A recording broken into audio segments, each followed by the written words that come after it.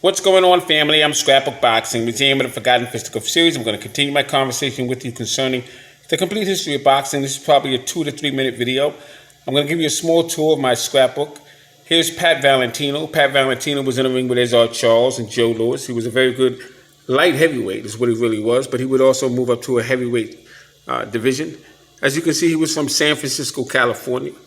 But he was well known in the 1940s and the 1950s. Here you have Danny Nardico. Danny Nardico was a light heavyweight. He would be the first fighter to knock down Jacob LaMotta.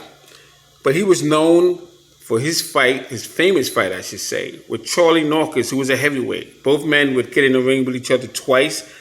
And the first fight brought on a second fight, because the first fight was a ring classic. It was a total of 7 knockdowns between the two men.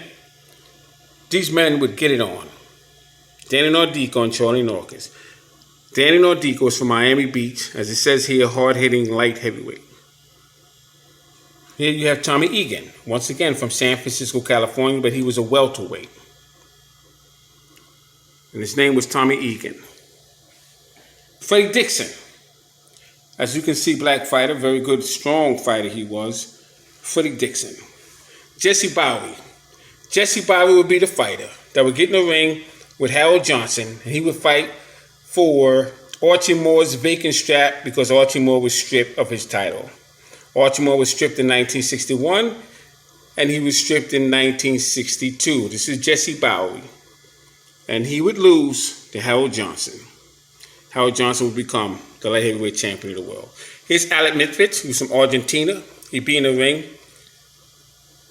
with the Canadian bomber that I call him, and that's George Chuvalo.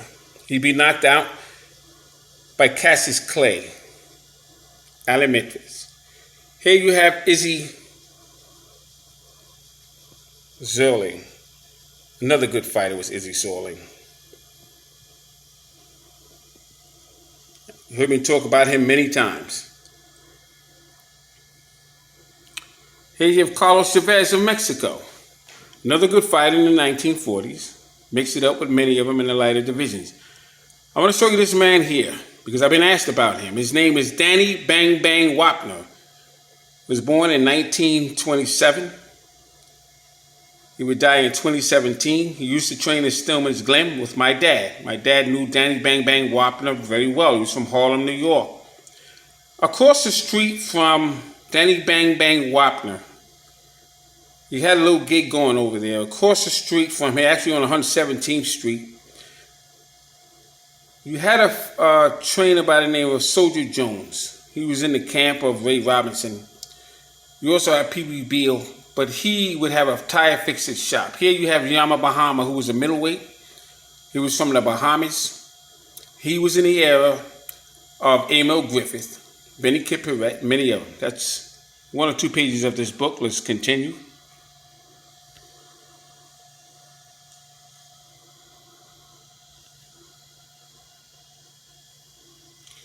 Once again, Danny Bang Bang Wapner. Very fast puncher. Very good fighter. I have a lot of write-ups on him. Good fighter. And I was asked about him. I just wanted to show you Danny Bang Bang Wapner. Like I said, he was from New York. Harlem, New York to be exact. My dad knew him very well. I wanted this to be a short video, so I'm going to show one more page here. You have Laverne Roach. Laverne Roach was killed by Marcel Sedan. He was a very good middleweight from Texas. And he unfortunately suffered that ring death of Marcel Sedan. Here you have Gil Turner, one of the greatest Philadelphia sluggers, in my opinion. I met him several times. And his fight in 1947 with Kid Gavilan was a ring classic. My God. Great fighter was Gil Turner. Always loved watching him fight on fight films. That might be it. I'll end this video. Once again, this is Scrapbook Boxing, Museum of the Forgotten Fisticuff series. All great fights and all great fighters will never be forgotten on my channel. Thanks for watching, and I'll see you in the next video. Be well. Peace. I'm going to show you 2 more fighters. Here's Norman Rubio. You heard me mention him many times. He gave Ray Robinson a whale of a battle, as you can see here, before he was stopped in the garden. But he was a decent fighter. As you can see, these trunks, GNS. GNS, that was on Houston Street. Excuse me, I'm trying to focus on this. This is where I met Al Serto. Al Serto was the trainer of Buddy McGirt. And that's where I met my friend Teddy, who I knew for many years. He was a Jewish light heavyweight when he was boxing, but he knew all of the old school fighters. He was around in the Gene Tunney days. So when I met him, he was in his early 80s, and I was a young kid. And he told me everything about boxing because that's all he did. He knew of Benny Leonard. He knew all those guys. He used to watch the parade when Benny Leonard would come from winning the title from Freddie Welch. Here you have Jesse Flores. Jesse Flores, as it says here, California lightweight favorite fought Maxie Shapiro. Now, Maxie Shapiro was trained by my friend Teddy.